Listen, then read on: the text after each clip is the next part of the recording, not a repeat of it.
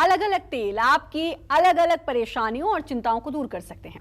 अगर आप चाहते हैं कि आपके बच्चे पढ़ लिख कर कामयाब और एक अच्छे इंसान बने, अगर आप चाहते हैं कि आपकी शादीशुदा जिंदगी में किसी भी तरह की कोई कड़वाहट ना घुले, तो आपको कौन से तेल से आसान से उपाय करने चाहिए, यही बता रहे हैं आज आपको पंडित सुरेश पांडे जी। अपनी चर्चा को आगे बढ़ाते हुए बात करते हैं उस तेल की जो आपको बुद्धिमान बनाएगा और राहु के बुरे प्रभावों से भी आपको बचाएगा। जानते हैं पंडित जी से। बताएं पंडित जी।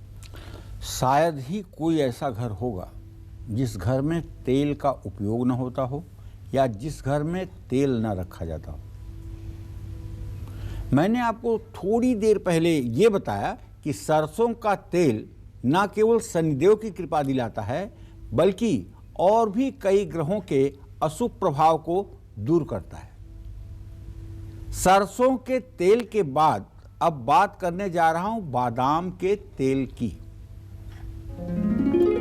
बादाम के तेल का इस्तेमाल करने से दिमाग तेज होता है और बौद्धिक क्षमता में भी वृद्धि होती है। जिन लोगों की जन्म कुंडली में बुध ग्रह कमजोर है, जिनके दांतों में पायरिया है, जिनको बात करते समय मुंह से दुर्गंध आती है, जिनके शरीर में सिरोसिस जैसी बीमारी है, जिनके शरीर में खुजली करने पर चमड़े से खून जैसी स्थिति निकलने की हो जाती है, ऐसे सभी लोगों का बुध ग्रह खराब है। ऐसे लोगों को बादाम का तेल अपने शरीर पर जरूर मालिश करना चाहिए। अगर रोज नहीं तो सप्ताह में एक दिन जरूर इसका सेवन करना चाहिए। इससे बुध ग्रह की मजबूती भी होती है। और हाँ, जो लड़के हकलाते हैं, अपनी बात नहीं कह पाते हैं, विषय जानते हुए विषय को व्यक्त नहीं कर पाते हैं, उनके दूध में 4 बूंद बादाम का तेल आप डाल करके अगर पिलाइए तो उनका आत्मविश्वास भी बढ़ेगा और उनका स्वास्थ्य भी उत्तम होगा। आप बादाम के तेल का इस्तेमाल कर सकते हैं। अब किस तेल से जुड़ा उपाय आपको कर्ज से मुक्ति दिला सकता है? आप सोच रहे होंगे कि यार क्या ये भी पंडित जी के एक एक बात बताते हैं कि तेल से कर्जा कैसे उतर जाएगा। अरे भाई, उतर ही जाएगा। इसलिए कि आप जब भी किसी पूजा पाठ की शुरुआत करते हैं तो सबसे पहला काम आप तो यही करते हैं कि एक दिया जलाते हैं, और दिया जला करके हाथ में फूल लेकर के आप एक मंत्र बोलते हैं, भो दीपम देवरूपस्त्वम कर्म साक्षी है विघ्नकृत यावत कर्म समाप्ति स्यात् तावत त्वम सुस्थिरो भव। हे दीप देवता, जब तक मेरे कर्मों की समाप्ति न हो तब तक यहाँ पर आप स्थिर रूप से विराजमान रहें, ये हमारी प्रार्थना है। और ऐसी प्रार्थना करके गंधाक्षत पुष्प आप दीपक के पास समर्पित करते हैं। गंध माने हल्दी, अक्षत माने चावल, पुष्प माने फूल, 3 चीजें आप रख देते हैं। तो कर्जे से मुक्ति दिलाने वाले भी तेल होते हैं।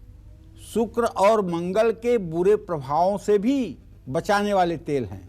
ये भी मैं आपको बताऊंगा। आप सोच करके आश्चर्यचकित हो रहे होंगे कि जो तेल रोज हमारे सामने रहता है, जिसका उपयोग आए दिन हम करते हैं, लेकिन हम नहीं जानते कि वो कहाँ कहाँ कब कब काम करेगा। तो कालचक्र के साथ बने रहने का एक फायदा जरूर है कि हम बिना किसी बाहरी वस्तु के खोज के घर में ही समस्याओं का समाधान ढूंढ लेते हैं। और एक बात जान लीजिए, देवता जिस चीज का उपयोग सकारात्मक संरचना में करते हैं, राक्षस उस चीज का उपाय विध्वंसक कार्यों में करते हैं।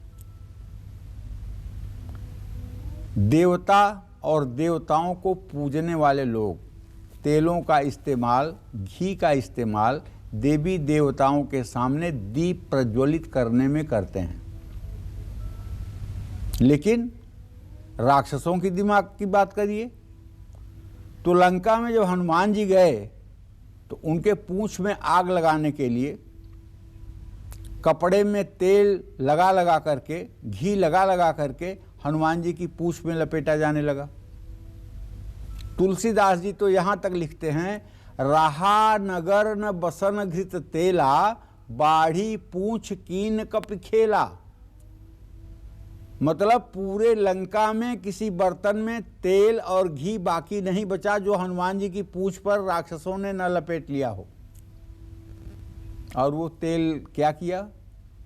हनुमान जी को तो नुकसान नहीं पहुंचा पाया, लेकिन लंका सारी जल गई, गए निशाचर भाग। लंका जली उस तेल से। गलत उपयोग करना चाहते थे, तेल ने सही उपयोग कर दिया, भगवत भक्ति का परिचय दे दिया।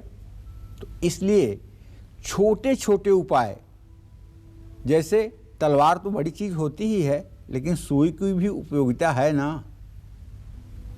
जहां सुई की उपयोगिता है वहां तलवार कुछ कर सकती है क्या? सुई की अपने जगह कीमत है, तलवार की अपने जगह कीमत है, तेल की अपने जगह पे कीमत है। तो इसलिए आज का कार्यक्रम और भी दिलचस्प बन जाता है कि हमारे घर में मौजूद वस्तु और हमारी समस्याओं के समाधान का सहायक है। तो ये जान करके बड़ी खुशी होगी आपको, और आप इस चीज़ को अगर अपने दिमाग में रखेंगे तो आप अपने रिलेटिव्स, रिश्तेदार, परिचितों को भी इस अपने ज्ञान का लाभ दे सकते हैं। जय मां विंध्यवासिनी।